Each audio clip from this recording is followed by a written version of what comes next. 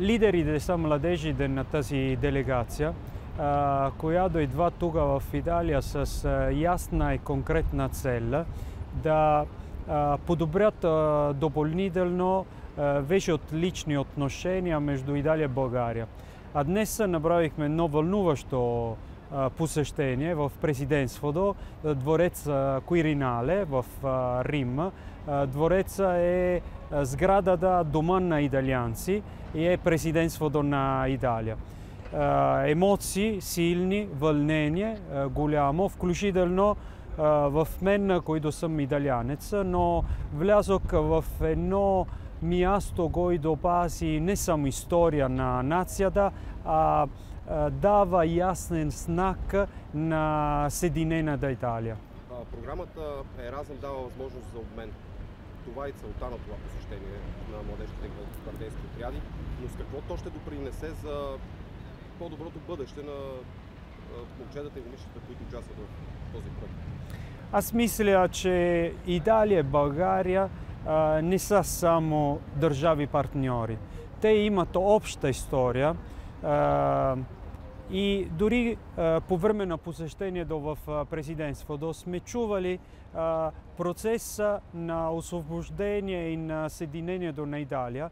И според мен всеки младеж намери в този процес допирни точки с това, което се случва в Италия.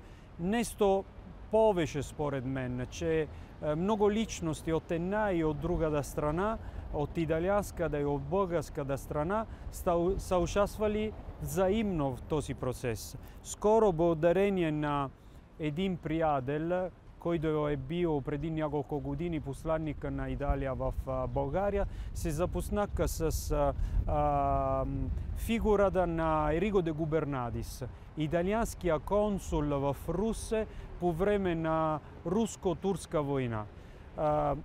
Всички други дипломати се са преместили тогава във Варна, а единственият дипломат, който остане в Русе, е бил Ериго де Губернатис.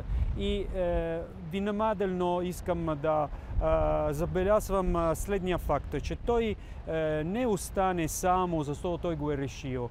Той остане, защото така е бил нареден от италианското правителство. Тоест, конкретна и ясна стъпка от нашето правителство, че подкрепа България в тези трудни времена. Тези младежи, които идват от България до Италия и отиват в други държави по програма Еразъм, са според мен наследници на дипломатите, на революционери, на героите, които са управляли този процес повече от преди 150 години. Партньорството между България и Италия винаги е било на високо ниво. Вие говорите и за едно подобно доказателство малко по-назад в историята, но може би подобни посещения ще заздравят още повече, защото ние виждаме в момента, може би, бъдещия български елит, който е на посещение в България. Това са много будни, много интелигентни младежи, които са заедно с нас.